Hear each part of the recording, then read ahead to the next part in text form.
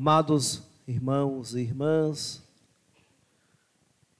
aqueles que acompanham esta liturgia por meio das redes sociais da nossa paróquia, como nós ouvíamos no comentário inicial, celebramos o ano jubilar aqui na paróquia do Senhor Deus Menino.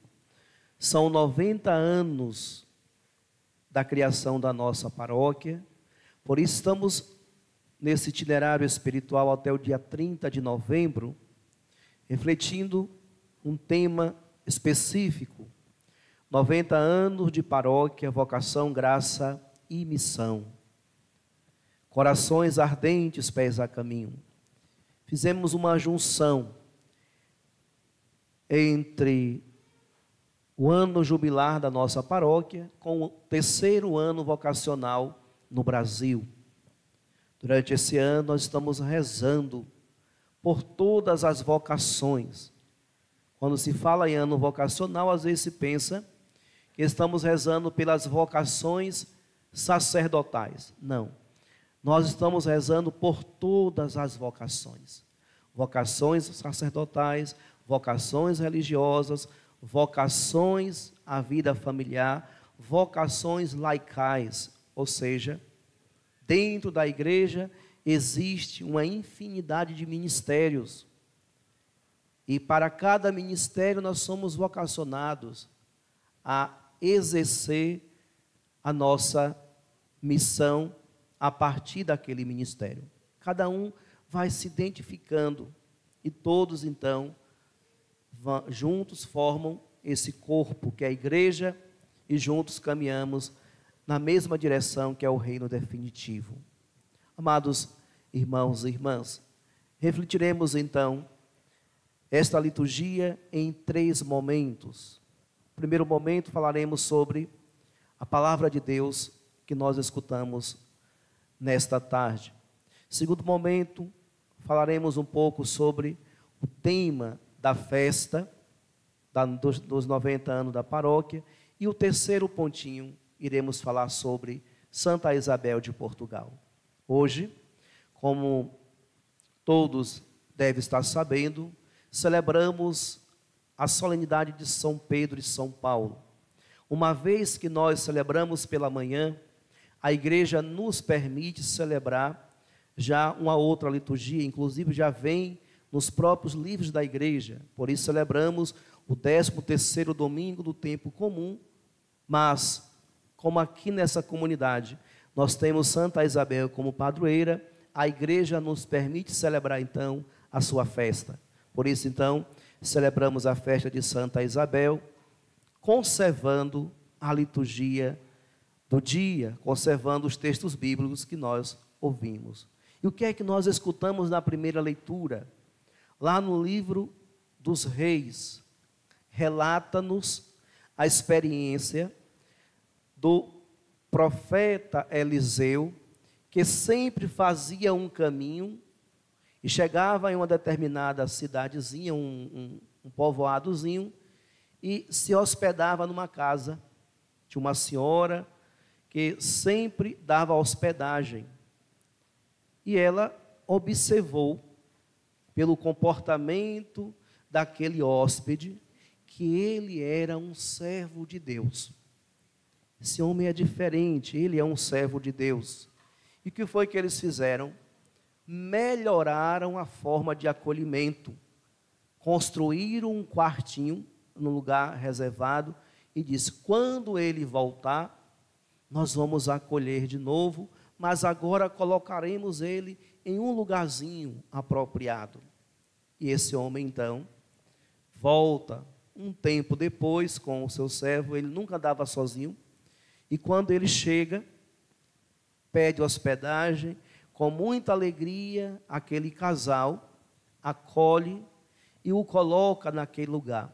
O profeta ficou tão agradecido e disse: o que é que a gente pode devolver para esta pessoa? O que é que nós podemos devolver para essa família? E o servo disse: o que se poderia fazer por esta mulher? É inútil perguntar-lhe, ela não tem filhos e seu marido já é velho.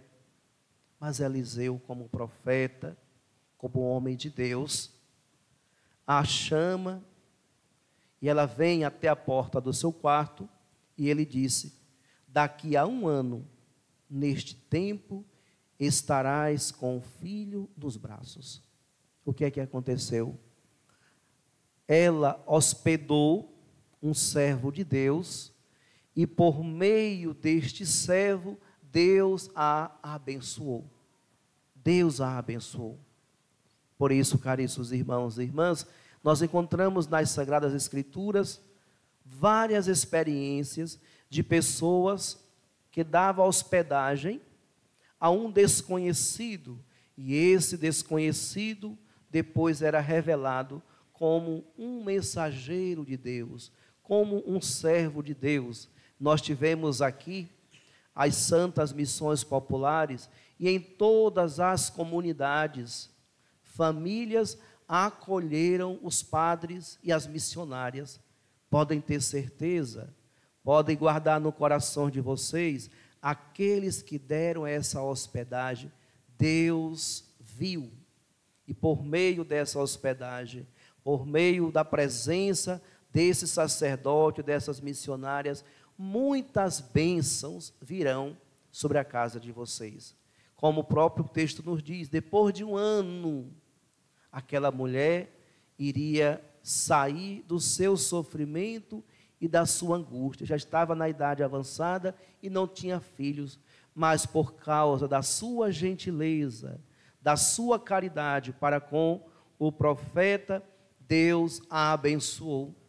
Deus cura a sua infertilidade e ela então, mesmo em idade avançada, ela vai conceber e ter um filho nos seus braços. Por isso, nós precisamos sempre abrir os nossos corações, mesmo vivendo em um mundo que hoje é tão difícil acolher uns aos outros, mas nós precisamos por meio da fé, sempre essa caridade, sermos pessoas hospitaleiras, acolher a todos. E aqui, caríssimos irmãos e irmãs, não é só acolher um padre, uma freira, um bispo, o diácono, acolher uns aos outros, porque todos nós, por meio do nosso batismo, nós somos servos de Deus. Nós somos servos de Deus. E isso nós encontramos também no Evangelho. O Evangelho, Jesus fala sobre a vocação em si, sobre o chamado. E esse chamado se dá justamente pelo desprendimento das realidades desse mundo e o abraçar aquilo que Ele nos propõe como meio para servi-lo. Quem ama seu pai ou sua mãe mais do que a mim, não é digno de mim. Quem ama seu filho ou sua filha mais do que a mim, não é digno de mim. Quem não toma a sua cruz e não segue, não é digno de mim. Quem procurar conservar a sua vida, vai perdê-la. E quem perder a sua vida por causa de mim, vai encontrá-la. O que significa isso, caríssimos irmãos e irmãs? Nós precisamos saber o grau de amor para cada realidade. Nós não podemos colocar as coisas desse mundo acima do querer de Deus. Quantas vezes isso acontece? Quantas vezes nós colocamos as nossas prioridades à frente das prioridades de Deus? Por que que muitas coisas não vão bem em nossa vida? Porque a ordem está mudada. Ao invés de eu estar cada vez mais comprometido e servindo a Deus, eu estou muito mais comprometido e servindo a mim mesmo. E quando eu inverto esses valores, então as coisas não caminham como deveria. Deus exige o primeiro lugar em nossa vida. Então, amar a Cristo mais do que o esposo, mais do que a esposa, mais do que o pai, mais do que o filho, não significa que nós não iremos amar as nossas esposas, os nossos filhos, os nossos netos, os nossos irmãos. Não é isso que Jesus está dizendo. Jesus está dizendo, olha, Precisamos amar a todos, mas não esqueçam que o primeiro amor reservado é ao Pai. Então, precisamos colocar Deus no centro da nossa vida e a partir daí todas as outras coisas elas vão acontecer do jeito certo. Então Jesus hoje exige dos seus discípulos e exige de todos nós o primeiro lugar em nossa vida. Onde Ele está na nossa vida. Quantas pessoas, caríssimos irmãos e irmãs, já não vão mais à missa no domingo, não participa mais das celebrações na igreja. Então, como dizer que Deus está em primeiro lugar, se você que é católico não busca participar das missas dominicais? Porque a missa, por excelência, é para nós cristãos o dia onde todos devem procurar a igreja mais próxima e ali participar da Santa Missa. Participar da Santa Missa. E quantas pessoas vão lá de vez em quando? Tem gente que vai à missa quando é sétimo dia, vai à missa quando é um casamento, vai à missa quando é um batizado. Então, que tipo de cristãos somos nós? Como dizer que Deus está ocupando o centro da nossa vida, o primeiro lugar da nossa vida, se eu não busco servir até mesmo naquele dia que foi reservado por Ele para que nós possamos, juntos em comunidade, proclamar o seu nome, engrandecer o seu nome, pois domingo é o dia reservado para o Senhor e nós, como seus servos, devemos procurá-lo.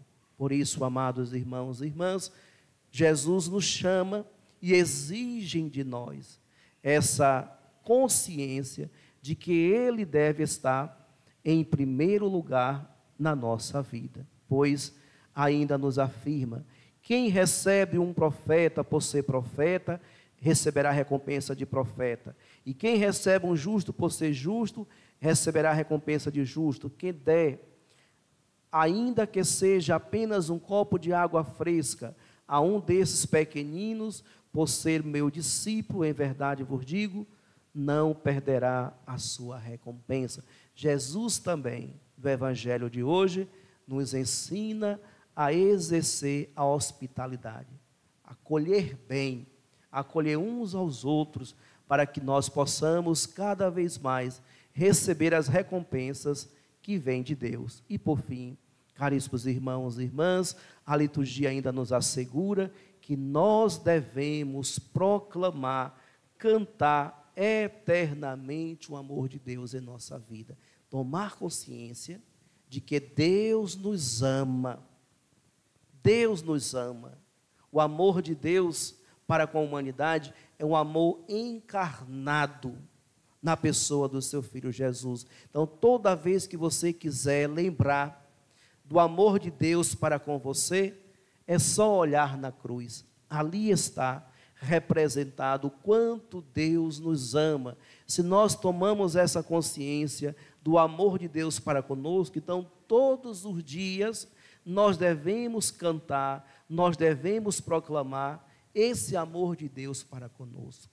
É aquela história, caríssimos irmãos e irmãs, Deus nos ama por primeiro. Ele sempre nos amou por primeiro e continua a nos amar. Agora, como nós estamos devolvendo esse amor? Qual é o grau da reciprocidade do meu amor para com Deus que tanto me ama? Precisamos, caríssimos irmãos e irmãs, refletir e melhorar essa nossa relação para com Deus. Então aqui está o que a liturgia de hoje nos ensina acerca desse caminho que nós devemos fazer. Primeiro, exercer entre nós a hospitalidade. Acolher bem é uma atitude do cristão. Acolher em nosso coração, acolher em nossa comunidade, acolher também em nossas casas. Que sejamos, então, bons hospitaleiros, acolher uns aos outros para construir esse reino de paz. Segundo ponto da homilia de hoje, 90 anos de paróquia, vocação, graça e missão. Já dizia no início dessa reflexão. Estamos vivendo 90 anos de paróquia e estamos vivendo nessa comunidade 45 anos de comunidade. Qual deve ser a nossa atitude nesse momento? Quem dirige carro, quem é motorista, sabe que nós precisamos andar com o olhar para frente e o olhar no retrovisor. Não é assim? A gente olha sempre para frente, mas o nosso olhar sempre está no retrovisor. Por quê? A gente sempre olha lá atrás. A experiência dessa comunidade, hoje, que celebra os seus 45 anos de missão, de evangelização, evoca em nossos corações justamente essa experiência. A partir do momento que nós estamos olhando para frente e também olhando para o retrovisor, nós devemos olhar para a nossa história e ver quantas coisas aqui já aconteceram. Quantas missas já foram celebradas neste altar? Quantos batizados já foram celebrados nesta igreja? Quantos casamentos já foram celebrados nesta igreja? Quantas famílias já foram evangelizadas? Quantos círculos bíblicos que aqui existem, né? Os círculos bíblicos nas famílias. Quantas famílias foram visitadas com a oração? Grupos que saem dessa igreja para rezar nas famílias. Quanto conforto espiritual já foi oferecido às famílias dessa comunidade por meio deste povo que aqui se reúne para celebrar a fé. Movidos por essa fé, vão para as famílias e ali então celebram com aqueles que estão necessitados de uma oração, necessitados da palavra de Deus, necessitados do alívio espiritual. Por isso, amados irmãos e irmãs, quando nós olhamos no retrovisor da nossa comunidade, nós conseguimos perceber que ao longo desses 45 anos, muitas coisas foram feitas, não é verdade? Muitas atividades aconteceram, mas também quando nós olhamos para o momento em que nós estamos e olhando para o retrovisor da nossa história, nós também podemos perceber que perdemos muitas coisas. Quando eu cheguei aqui há 6 anos atrás, essa comunidade era considerada uma comunidade como celeiro de vocações para músicos. Os músicos dessa comunidade tocavam da matriz. Tinha muitos jovens encantados pelo ministério de música, tanto cantavam quanto tocavam. E agora, nós ainda temos jovens que cantam, que rezam conosco, que tocam, mas aquela força maior, aquele celeiro de vocações aos ministérios de música, parece-me que deu uma esfriada. Então, se a gente olha para o retrovisor da nossa comunidade e vai olhando ao longo da nossa história, vamos percebendo que muitas coisas que aqui aconteciam podem ter deixado de acontecer. E por que que isso aconteceu? Por que que essas atividades já não acontecem mais em nossa comunidade? Se foi tão bom no passado, por que não preservar? Por que não resgatar essa realidade? Pessoas que estão hoje engajadas nas pastorais, nos movimentos, nos ministérios, são pessoas que eram jovens, crianças, que lá no passado receberam uma boa formação, uma boa orientação cristã e por isso permaneceram na igreja. Aquelas pessoas que deram essa boa formação, essa boa orientação cristã, talvez já não se encontram entre nós, já estão no céu. E nós que recebemos essa formação, nós que recebemos todo esse conhecimento, o que estamos fazendo com ele? Estamos colocando a serviço da comunidade? Estamos nos colocando a serviço daqueles que ainda não despertaram na sua vocação, no seu chamado para construirmos juntos o reino de Deus? Amados irmãos e irmãs, então esse tempo onde celebramos os 45 anos dessa comunidade e os 90 anos da nossa paróquia, faz-nos pensar, a partir de agora, quais são os passos que daremos em virtude de melhorar a construção do reino de Deus entre nós. Aquela comunidade alegre, feliz, unida, ela permanece ainda. Aquele povo solícito ao reino de Deus, solícito à palavra, solícito ao serviço. As pessoas vinham com desejo de servir. Eu quero estar inserido no processo de evangelização. Às vezes hoje, não sei se aqui acontece isso, mas às vezes tem dificuldade de encontrar um leitor para fazer uma leitura, encontrar uma pessoa para ser ministro da Eucaristia, ministro da palavra, ministro da música. O que é que está acontecendo então? Nós precisamos olhar para o retrovisor da nossa comunidade, olhar para a nossa história e perceber que nós podemos, nós que hoje aqui nos reunimos para celebrar essa festa, nós podemos também, irmãos e irmãs, construir essa comunidade e favorecer que ela se torne um ambiente onde muitas pessoas possam despertar a sua vocação e o chamado de Deus em seu coração, se doando a cada dia naquilo que mais lhe atrair para servir melhor ao reino de Deus, seja na liturgia, na música, na Pascom, na Mãe Rainha, na Legião de Maria, Terço dos Homens. Precisamos encontrar um lugarzinho onde ali eu possa me dedicar um pouco mais para ajudar na construção do reino de Deus. Então essa comunidade, ao celebrar os 45 anos e viver as alegrias das santas missões, somos convidados a mudar de vida. Somos convidados a nos pensar como comunidade e nos unir ainda mais nesse processo de evangelização.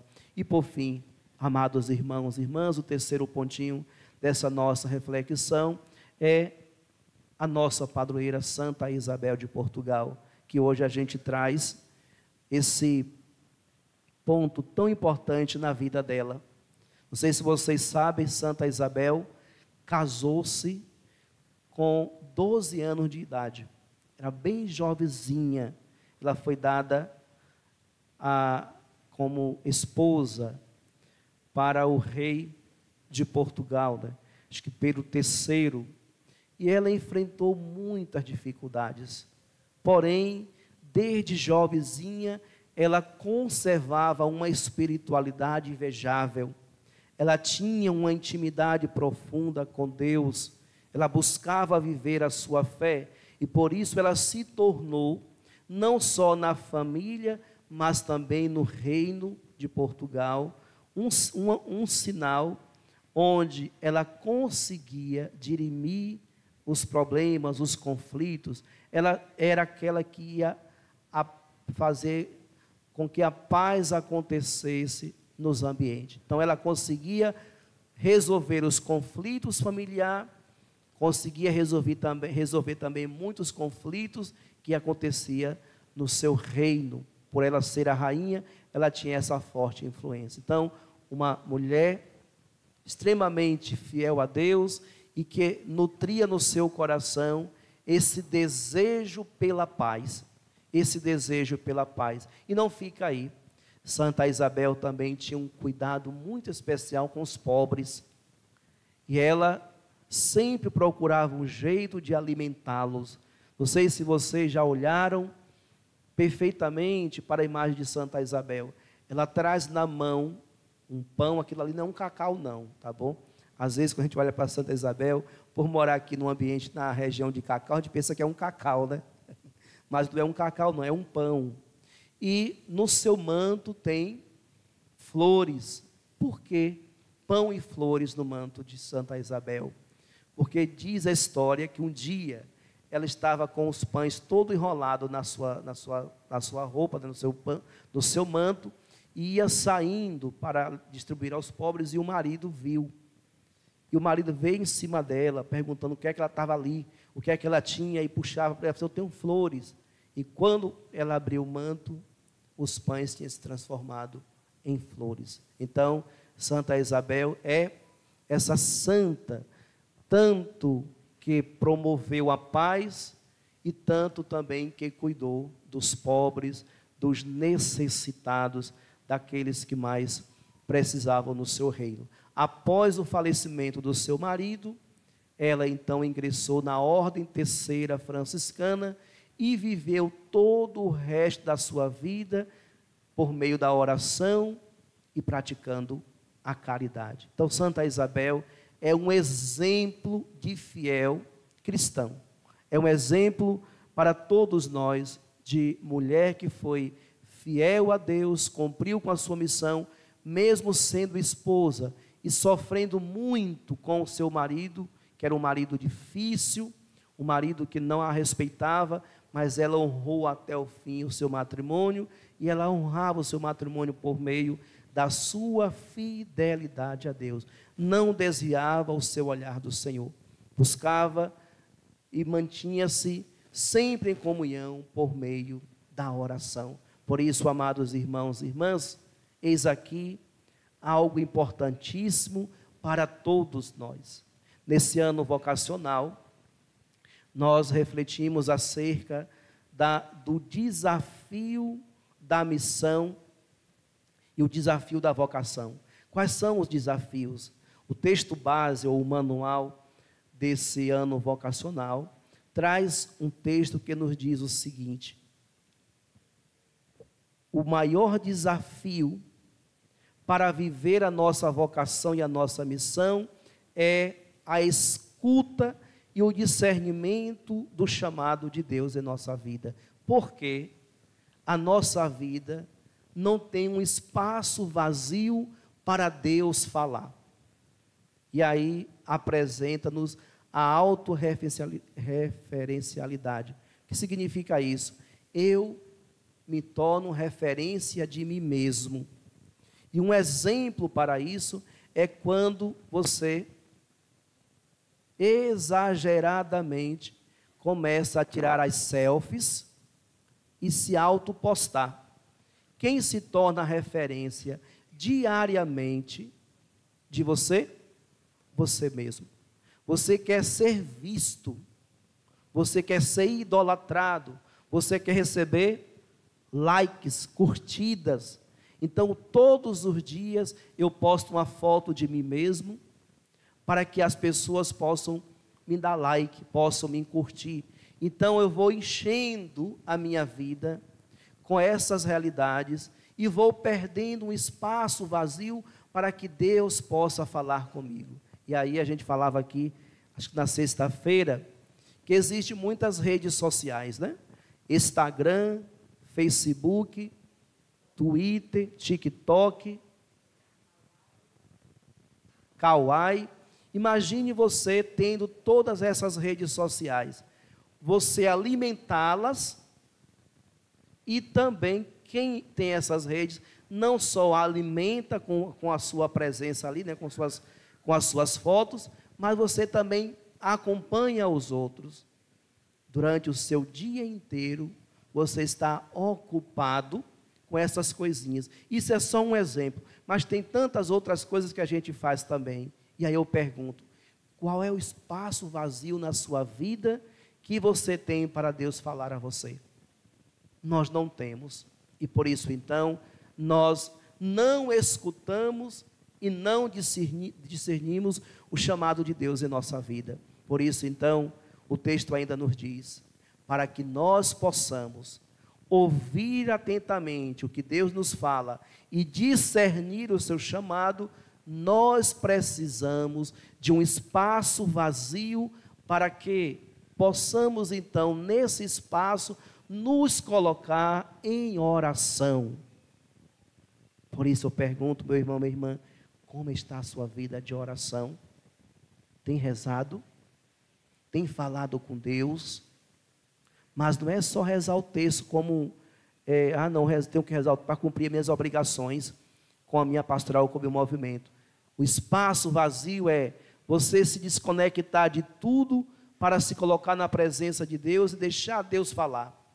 E por meio da oração, você fala com Deus e Deus fala ao seu coração e Ele vai lhe mostrando, lhe iluminando, dizendo, olha, o caminho é esse. Então, quando você se encontra num momento difícil, é preciso ainda mais se refugiar em Deus. Quando você está vivendo um momento profundo de alegria, é preciso se refugiar em Deus. Então a nossa vida, todos os dias, precisa desse tempo, desse espaço, para que Deus fale ao nosso coração e que nós possamos então ouvir o que Ele tem a nos falar e discernir então o que Ele nos diz e começar a fazer a sua vontade, porque senão, caríssimos irmãos e irmãs, nós viveremos sempre assim, sendo referência de nós mesmos, e aí estamos todos perdidos, porque a referência do cristão é Cristo, é Ele que é a nossa referência, é Ele que nos ensina, é Ele que nos aponta o caminho, é Ele que vai nos dizer por onde devemos caminhar, as atitudes que devemos tomar. Por isso, Santa Isabel alcançou todas as virtudes na sua vida, pois apesar de sofrer tanto, ela permaneceu na comunhão com Cristo, reservando sempre um espaço para que Ele falasse ao seu coração e a movesse nessas suas duas virtudes principais, que ela foi promotora da paz e uma senhora extremamente caridosa. Então, o que e em que Deus tem me movido? Já parou para pensar? O que é que Deus lhe pede para fazer todos os dias? Pergunte, caríssimos irmãos e irmãs, e se coloque em oração. Se até hoje você não conseguiu discernir, todos os dias reserve um espaço para Deus e pergunte a Ele: Senhor, para onde queres que eu caminhe? Qual é o chamado que tu me faz? Coloca no meu coração esse discernimento. Onde eu posso melhor te servir? E assim, então, você vai dar a sua resposta certa e vai fazer como Santa Isabel. Construir a sua história e promover sempre o reino de Deus. Peçamos, amados irmãos e irmãs, a Santa Isabel, que interceda por nós e que nos ajude pela sua intercessão, pelo seu testemunho, pelo seu modelo de ser cristã, que nos ajude também a viver bem a nossa fé. Louvado seja nosso Senhor Jesus Cristo.